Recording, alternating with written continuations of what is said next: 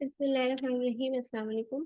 ये हमारी lab number 6 की सेकंड वीडियो है। फर्स्ट वीडियो के अंदर मैंने आप लोगों को हर चीज़ प्रैक्टिकली परफॉर्म करके दिखा दी थी, लेकिन जो सेकंड वीडियो है इसके अंदर मैं जो मैनुअल है उसको रीड करके और उसके अंदर जो डिफरेंट फंक्शंस फंक्शंस को यानी एग्रीगेट फंक्शंस को डिफरेंट तरीके से अप्लाई किया गया है, जो कि मैंने फर्स्ट वीडियो में नहीं बताया था। वो इस वीडियो में मैं आपको बता रही हूँ। इसको प्रैक्टिकली आपने परफॉर्म करना है, इसकी एक्सरसाइजेस करनी है और फिर इसको सबमिट करवाना है।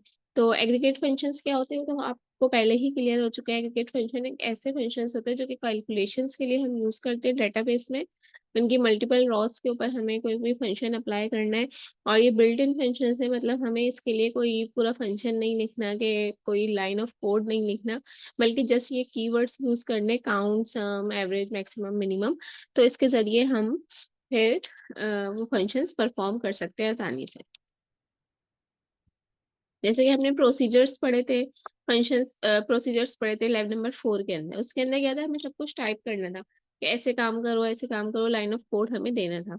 वो बिल्ट इन फंक्शंस नहीं थे, लेकिन हम उसको रीयूज कर सकते थे। ये ऐसे बिल्ट इन फंक्शंस हैं कि ये कोई भी अपने डेटाबेस में यूज कर सकता है।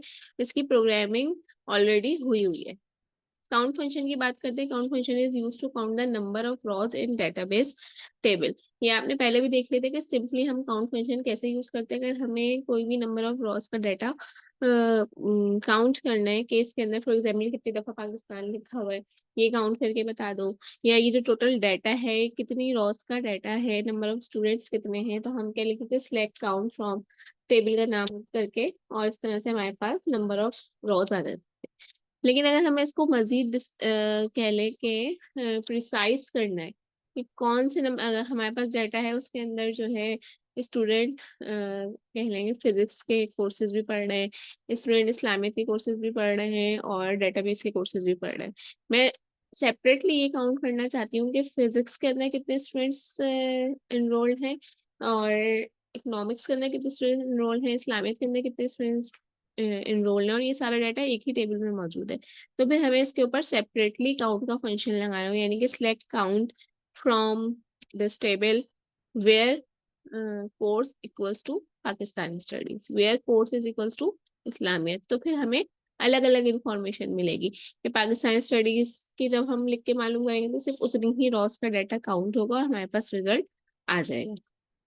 उसके अलावा हम उसके अंदर ग्रुप बाय और हैविंग क्लॉज, जो कि आपने लैब नंबर मेरे ख्याल से 7 है ग्रुप बाय और हैविंग क्लॉज की, तो वो भी अगर आप पढ़ लेंगे तो आपको पता चल जाएगा ग्रुप बाय और हैविंग क्लॉज हम यहाँ पे किस तरह से यूज कर सकते हैं। चले हम आगे मैनुअल को मजीद देखते हैं। ये हमने लिया काउंट स्टाइल का मतलब आपको पता है, इसका क्या मतलब है, काउंट ऑल। जितनी भी रॉज है बस वो काउंट करके बता दो कि क्या डाटा आ रहा है। उसकी जगह हम ऑल भी लिख सकते हैं। अच्छा, डिस्टिंक्ट या एक्सप्रेशन का मतलब क्या है, अब यहाँ पे हम कोई कंडीशन दे रहे हैं कि सिर्फ ये वाली रॉज हमें काउंट करके बताओ। ये हमारे पास एक टेबल मौजूद है, प्रोडक्ट मास्ट इसका नाम है। ठीक है, आपने जो भी मैं आपको क्यूरीज दूंगी वो इसी के ऊपर अप्लाई करने को दूंगी। तो आपको अपने डेटाबेस के अंदर पहले एक टेबल क्रिएट करना है। उस टेबल के अंदर ये सारे कॉलम्स होने चाहिए और उनके अंदर आप यही वाला डाटा इंसर्ट कर देगा। आपकी मर्जी, आप क्यूरी के थ्रू डाटा इंसर्ट करें या आप जो है बाय हैंड वहाँ पे जो हमारे पास ऑप्शन होता है, अगर आप लोग डेटाबेसेस से सॉफ्टवेयर यूज कर रहे हैं तो ऑप्शन होता है कि आप डायरेक्ट टेबल ओपन करें और डाटा इंसर्ट कर दें, क्योंकि अब हम इंसर्शन वगैरह सीख चुके हैं। अब मुझे उसकी क्यूरीज नहीं चाहिए कि आप इंसर्ट करके दिखा रहे हो कि डाटा इस तरह से इंसर्ट होगा, मुझे पता है कि वो आपको आ चुके हैं। अब हमारा जो काम है, हम इंसर्ट डाटा के ऊपर किस तरह से नए फंक्शंस अप्लाई कर सकते हैं वो देखना है। तो यहाँ पे हमारे पास कुछ प्रोडक्ट्स हैं और उन प्रोडक्ट्स के नाम की जगह यहाँ पे आइटम 1 2 3 4 इस तरह से लिखा हुआ है। फिर कुछ कंपनीज है, आइटम 1 कंपनी 1 बना रही है, आइटम 3 भी कंपनी 1 बना रही है, आइटम 6 भी कंपनी 1 बना रही है। फिर है आइटम 2 और आइटम 5 भी कंपनी 2 बना रही है। इसी तरह से इसके अंदर कंपनी 3 भी है जो कि आइटम नंबर 4 बना रही है, और भी आगे प्रोडक्ट्स हैं जो कि कंपनी 3 बना रही है। कितनी क्वांटिटी में बना रही है ये इसके अंदर दिया हुआ है। आइटम 1 कंपनी 1 बना रही है 2 क्वांटिटी के अंदर, और आइटम 3 ये बना रही है, इसकी क्वांटिटी भी इसने 2 रखी हुई है। रेट सबके यहाँ पर डिफाइन हुआ है, इसका रेट 10 है, इसका 30 है। कॉस्ट क्या हो रही है, 20 आ रही है, मतलब मल्टीप्लाई बाय करके ये उनका रेट रखा है। क्वांटिटी वाइज इसकी कॉस्ट कितनी हो गई, 20 हो गई, यहाँ पे 60 हो गई। अच्छा, ये इस तरह कॉलम क्यों बनाया गया है, क्योंकि अभी अब आप देखेंगे कि आगे जिस तरह से हम इस पे एग्रीगेट फंक्शंस अप्लाई कर रहे हैं तो उसमें हमने डिफरेंट कॉलम्स यूज किए हैं कि हमें सिर्फ वो काउंट करके बता दो जिनकी क्वांटिटी 2 है, हमें सिर्फ वो आइटम्स काउंट करके बता दो जिनकी कॉस्ट जो है 20 से अबव है, हमें कंपनी वाइज बता दो कि कंपनी वन जो है टोटल कितनी कॉस्ट दे रही है प्रोडक्ट्स की। तो कंपनी वन जहां जहां लिखा हुआ है सिर्फ उनकी कॉस्ट का सम आपके पास आ जाएगा। ये आगे हमारे पास डिस्क्रिप्शन में है, लेकिन यहाँ मैं इसको इसलिए एक्सप्लेन कर रही हूँ ताकि मुझे बार बार यहाँ टेबल पे ना आना पड़े।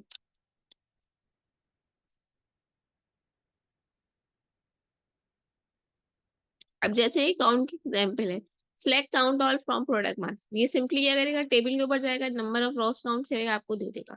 लेकिन अब यहाँ हम डिस्टिंक्ट में आ गए, यानी कंडीशन या एक्सप्रेशन हमने अप्लाई कर दिया। Select count all from product mass where rate greater than is equal to 20, सिर्फ वो वाली रॉस काउंट करके लाओ, बताओ कि ऐसी कितनी रॉज हैं जिनका जो रेट है वो 20 से अबव है। तो हम देख लेते हैं यहाँ पे 20 से अबव एक ये है, 1 2 3 4 5 6 7 8 9, 9 है, वहां पे आंसर 7 लिखा हुआ है शायद, तो इसका आंसर यहाँ पे 9 आएगा आपके पास, क्योंकि इनका रेट जो है 20, मैंने रेट ही देखना है, कोई और कॉलम देख लिया, सॉरी मैंने कॉस्ट का कॉलम देख लिया था। अब दोबारा से देखते हैं वहां पे क्या कंडीशन है 20 से अबव वाली। तो 1 2 3 4 5 6, 1 2, 20 और 20 से अब तो ये 7 हो गए। ठीक है, तो हमारे रेट का कॉलम देखना था, तो यहाँ पे आंसर जो 7 लिखा हुआ था वो सही है।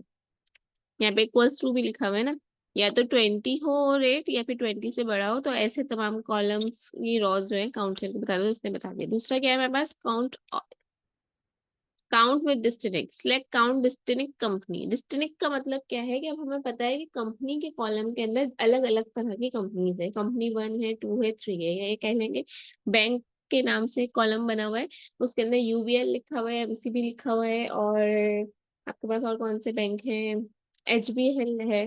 तो ये 3 बैंक्स के नाम लिखे हुए, तो कंपनी वाइज या बैंक वाइज उनको अलग अलग करके बताओ कि हमारे पास यूबीएल की कितनी रॉज है, और एचबीएल की कितनी रॉज है, और आपका जो मिजान बैंक है उसकी कितनी रॉज है, इस तरह से हमको बता दो। तो इसने हमें बता दिया डिस्टिंक्ट कंपनी वाइज के टोटल हमारे पास कितनी कंपनीज मौजूद है। हमने यहाँ नाम नहीं पूछे थे, हमने सिलेक्ट काउंट डिस्टिंक्ट कंपनी पूछा था, तो ये आपको ऐसे बता देगा। अब ये सिर्फ कंपनी के कॉलम पे नहीं, आप कहीं पे भी लगा सकते हैं, select count distinct item number इस पे लगा के देखें, फिर देखें आपके पास क्या आंसर आएगा। और ये आप खुद से सोचें क्या आंसर आना चाहिए अगर मैं इसको, इस पूरी को पहले वाले कॉलम के ऊपर लगाऊं, प्रोडक्ट लिख दूं इसके साथ डिस्टिंक्ट प्रोडक्ट, तो कितनी डिस्टिंक्ट प्रोडक्ट है यहाँ पे, कोई भी रिपीट नहीं हो रही, 1 2 3 4 5 10, तो इसका आंसर 10 आ जाएगा। आप चेंज करके देख लिएगा, ठीक है। फिर इसी तरह से सिलेक्ट, ये वाली चीज में क्वांटिटी के ऊपर लगा दूंगी, कितनी डिस्टिंक्ट क्वांटिटी यहाँ पे, तो जितने दफा जो जो रिपीट हो रहा है ना वो लिखा है, जैसे 2 है, 1 2 3, 3 टाइम्स 2 आ रहा है, 4 टाइम्स आ रहा है 2, और इसी तरह से तो यहाँ पे वो एक दफा 2 का दे देगा, फिर 3 कितनी दफा आ रहा है वो बता देगा, 5 कितनी दफा आ रहा है वो लिख के दे देगा, 2 3 और 5। हमारे पास डिस्टिंक्ट वैल्यूज ये हैं कि 2 3 5 और 4, ये रिपीट हो रही है तो ये लिख के दे देगा, तो ये आप करके देख सकते हैं। फिर हमारे पास अब हम आ जाते हैं सम के एग्रीगेट फंक्शन में। पहले हमारे पास सारी एग्जांपल्स जो थी वो काउंट की थी, अब हम सम के ऊपर आ गए। सबसे पहले तो सिंपली इन्होंने क्या किया, select sum cost from product mass. Sum cost क्या करेगा, कॉस्ट का पूरा कॉलम, चाहे वो किसी भी कंपनी से बिलोंग करता हो, या किसी भी रेट से बिलोंग करता हो, या किसी भी आइटम नंबर से बिलोंग करता है, उसका कॉस्ट का पूरा टोटल आपको दे देगा। तो ये टोटल आपके पास आ गया। फिर आगे हमने इसको शॉर्ट कर दिया, या इसको कह लेंगे प्रिसाइज कर दिया, सिलेक्ट सम विथ हैविंग। अब ये हैविंग क्लॉज और ग्रुप बाय क्लॉज, ये लैब एक बात होनी चाहिए थी, लेकिन चलेंगे एक पीछे आ गई है। ग्रुप बाय और हैविंग क्लॉज मैंने शायद लैब नंबर 7 कर दिए। तो इसके अंदर हम क्या करते हैं, थोड़ा सा मैं यहाँ पे एक्सप्लेन कर देती हूँ ग्रुप बाय और हैविंग का क्या मतलब है। ग्रुप बाय का मतलब ये है कि यहाँ पे क्या लिखा हुआ है, पहले ये डेफिनेशन कर लें या अपने पास किसी पेपर पे लिख लें, ताकि वीडियो जब मैं टेबल पे जाके समझा रही हूँ तो आपके पास ये सामने लिखा हुआ हो कोड, और आपको समझ में आ रहा हो कि अब हम क्या चीज समझना चाह रहे हैं। Group by company having sum cost greater than is equals to 170। सबसे पहले इस टेबल पे आके क्या करेगी ये कमांड, इस टेबल पे आके कमांड ये करेगी कि ये जो कंपनीज है ना, कंपनीज वाइज इसका ग्रुप बन जाएगा। कितनी कंपनीज दी हुई है यहाँ पे, 1 2 3। तो ये अपने पास बैकएंड के ऊपर किस तरह से डाटा बना लेगी, कंपनी 1 वाली सारी चीजें यहाँ पे आ जाएंगी, कंपनी 2 वाली उसके बाद, और कंपनी 3 वाली उसके बाद। उसके बाद उसने बोला जब ग्रुप बन जाए, तो ग्रुप बाय के बाद, कहाँ गई, मैं खुद कमांड भूल गई, having sum cost greater than is equals to 170। जब तुम सारे ग्रुप डेटाबेस को कहा जा रहा है कि जब कंपनी 1 कंपनी 2 कंपनी 3 के 3 सेपरेट ग्रुप्स बन जाए तो इनकी कॉस्ट को टोटल करो। किसी का टोटल आएगा 170, किसी का टोटल आएगा 230, किसी का टोटल आएगा 350। यानी कंपनी 1 की तमाम प्रोडक्ट्स का टोटल एक जगह, कंपनी 2 की तमाम प्रोडक्ट्स का टोटल एक जगह, और कंपनी 3 की तमाम टोटल प्रोडक्ट्स का टोटल एक जगह। इनमें से फिर देखो हैविंग, हैविंग क्या करता है, ग्रुप बाय को भी मजीद स्पेसिफाई कर देता है, मतलब और मैक्स और प्रिसाइज आपके पास आंसर वो देता है। तीनों में जब आ गया तो उनमें देखो किसकी कॉस्ट जो है 170 है या 170 के बराबर है, उसका आंसर रिटर्न कर दो, बाकी का नहीं करो। तो यहाँ पे जो हमारा कॉलम नंबर 2 है उसकी कॉस्ट नहीं बन रही थी 170 या उसके बराबर, तो इसने सिर्फ कॉलम कंपनी 1 और कंपनी 3 रिटर्न किया है। तो हम अभी खुद से कंपनी 2 जो है, जो इसने रिटर्न नहीं किया है, उसकी कॉस्ट को काउंट करके देखते हैं क्या उसकी कॉस्ट 170 नहीं थी या उससे ज्यादा नहीं थी जो इसने हमको रिटर्न नहीं किया। तो आ जाए जरा कॉस्ट के कॉलम पे, ये है कंपनी 2, तो इसकी पहली वैल्यू है 75, फिर है 40, तो ये हो गए तकरीबन 115। ठीक है, फिर कंपनी 2 और कहाँ लिखा हुआ है, 50, तो 165 तकरीबन। ठीक है, तो 170 या उससे ग्रेटर इसका आंसर नहीं आ रहा था, इसलिए इसने कंपनी 2 का आंसर मुझको रिटर्न नहीं किया। नंबर थर्ड फंक्शन है हमारे पास average function. The average function is used to calculate the average value of the numeric type. Average function returns the average of all non-null values. जितनी भी non-null values होंगी उनका average आपको return कर देगा। ठीक है, अभी डिपेंड करता है हम कमांड को किस तरह से अप्लाई करें। पूरे कॉस्ट पे अप्लाई करें तो इसने पूरी कॉस्ट का आपको एवरेज दे दिया 67। एवरेज कैसे निकलता है सबको पता है कि टोटल को डिवाइड कर दो, टोटल सम को डिवाइड कर दो नंबर ऑफ रॉस से, तो नंबर ऑफ रॉस 10 थी, उससे उन्होंने डिवाइड किया तो 67 आंसर आ गया। फिर we have, now we have maximum function. Maximum function क्या करता है, आपको एक मैक्सिमम वैल्यू दे देता है। अब आपकी मर्जी है, आप पूरे टेबल के ऊपर मैक्सिमम फंक्शन अप्लाई कर रहे हैं या आप डिस्ट्रिक्ट कंपनी के ऊपर, यानी कंपनी वाइज कंपनी 1 का मुझे मैक्सिमम फंक्शन दो, कंपनी 2 का दो, कंपनी 3 का दो, ऐसे कर रहे हैं।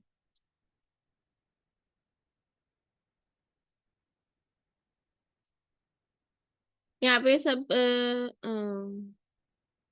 हाँ, अब देखिए मैं आपको टास्क में किस तरह से दूंगी। यहाँ पे मैक्सिमम जो है ना, ये पूरे के ऊपर लगा है, select maximum from product rate. यहाँ पे हैविंग के साथ या वेयर के साथ नहीं लगा हुआ, तो आपको लैप टास्क के अंदर ये तमाम चीजें हैविंग के साथ और वेयर के साथ अप्लाई करके